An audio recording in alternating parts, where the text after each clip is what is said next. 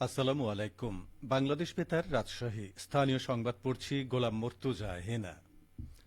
Rajshahi city corporation এলাকায় মশক নিধন কর্মসূচির উদ্বোধন করেছেন রাসিকের প্রশাসক মাহফুজুর রহমান।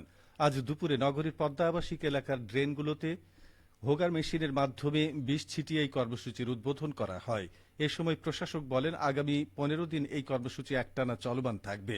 তিনি জানান, প্রধানমন্ত্রীর নির্দেশক্রমে সারা দেশের মতো রাজশাহী সিটি কর্পোরেশন এলাকায় পরিচ্ছন্নতা কর্মসূচি অব্যাহত রয়েছে। নগরের সরু ও প্রশস্ত ড্রেন পরিচ্ছন্ন করা হচ্ছে। এ সময় তিনি নগরবাসীর সহযোগিতা কামনা করেন। রাজশাহীর ঐতিহ্যবাহী হজরত শাহ মখদুম রহমতুল্লাহ কেন্দ্রীয় ঈদগাহ মাঠে এবার ঈদের প্রধান জামাত সকাল 8টায় অনুষ্ঠিত হবে।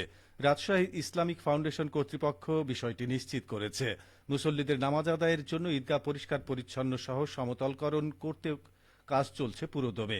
মুসল্লিদের সুবিধার্থে অজুখানা, বিশুদ্ধ পানির ব্যবস্থা এবং অস্থায়ী টয়লেট স্থাপন করা হচ্ছে। পাশাপাশি টানানো হচ্ছে শামিয়ানা।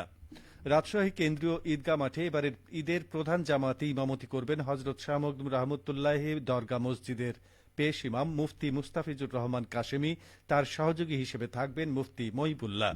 এদিকে ঈদের দিন আবহাওয়ার বিষয়টি বিবেচনায় রেখে হজরত শাহ মখদুম রহমতুল্লাহ মাজার প্রাঙ্গণে অবস্থিত মসজিদ বিকল্প হিসেবে প্রস্তুতি রাখা হয়েছে।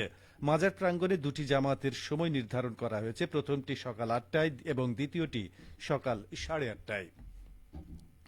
এছাড়া রাজশাহী প্রকৌশল ও প্রযুক্তি বিশ্ববিদ্যালয়ে ঈদের জামাত অনুষ্ঠিত হবে সকাল 7:30টায় এবং রাজশাহী বিশ্ববিদ্যালয়ে সকাল 8টায়। এদিকে নগরীর অধিকাংশ ঈদের জামাত সকাল 7:30টা থেকে 8টার মধ্যে অনুষ্ঠিত হওয়ার কথা রয়েছে।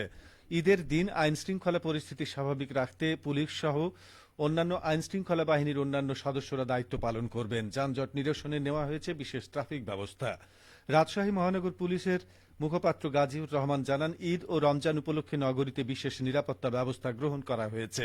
নগরীর বিভিন্ন গুরুত্বপূর্ণ পয়েন্টে অতিরিক্ত সিসি ক্যামেরা স্থাপন করা হয়েছে। কেন্দ্রীয় ঈদগাহ ও আশেপাশের এলাকায় অতিরিক্ত পুলিশ মোতায়েন করা হবে। তিনি আরও জানান, গুরুত্বপূর্ণ পয়েন্টগুলোতে চেকপোস্ট স্থাপন করা হয়েছে এবং বিভিন্ন স্থানে সিসিটিভি ক্যামেরা বসানো হয়েছে। এছাড়া পটকা ফোটানো, মাদকদ্রব্য সেবন ও বিক্রি বন্ধ রাখা সহ বিভিন্ন বিধিনিষেধ আরোপ করা হয়েছে। নাটোরের বড়াই গ্রামে মির্জা মাহমুদ খাল খনন কার্যক্রম শুরু হয়েছে। 2,61,00,000 টাকা ব্যয়ে 4.85 কিলোমিটার পুনঃখনন কাজ বাস্তবায়ন করছে বাংলাদেশ পানি উন্নয়ন বোর্ড। খাল খনন কর্মসূচি নিয়ে এখন শুনুন আমাদের নাটোর জেলা সংবাদদাতার একটি প্রতিবেদন।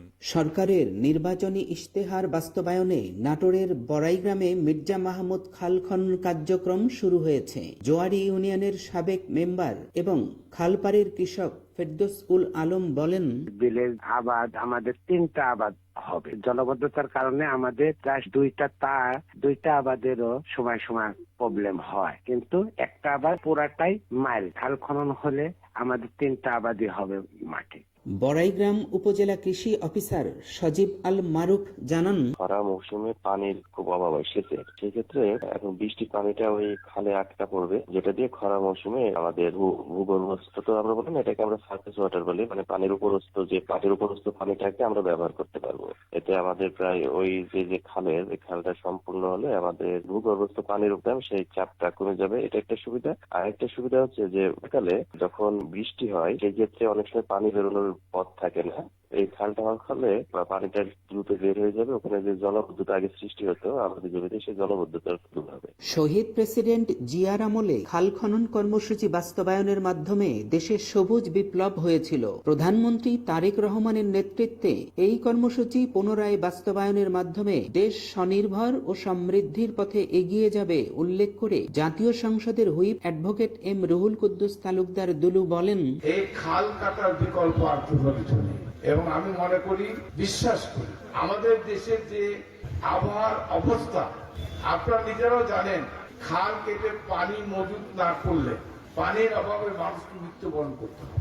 2,61,00,000 টাকা ব্যয়ে কামারদহ থেকে কাচুটিয়া পর্যন্ত খালের 4.85 কিলোমিটার পুনঃখনন কাজ বাস্তবায়ন করছে বাংলাদেশ পানি উন্নয়ন বোর্ড। ফরাজি আহমদ রফিক বাবন, নাটোর জেলা সংবাদদাতা, বাংলাদেশ বেতার, রাজশাহী। শুনছিলেন প্রতিবেদন। সবশেষে আবহাওয়া। আজ রাজশাহীতে সর্বোচ্চ তাপমাত্রা ছিল 32.8 ডিগ্রি এবং সর্বনিম্ন 22.2 ডিগ্রি সেলসিয়াস। বিকেল 3টায় বাতাসে আপেক্ষিক আর্দ্রতার পরিমাণ ছিল 63%। রাজশাহী ও পার্শ্ববর্তী এলাকায় আজ ইফতার সন্ধে 6:17 এবং আগামীকাল সেহরির শেষ সময় 4:53। সংবাদ শেষ হলো। আমাদের পরবর্তী স্থানীয় ইংরেজি সংবাদ বিকেল 5:15। আপনি যেতে চাচ্ছেন? না, আমি এখন যাব না, আসর নামাজ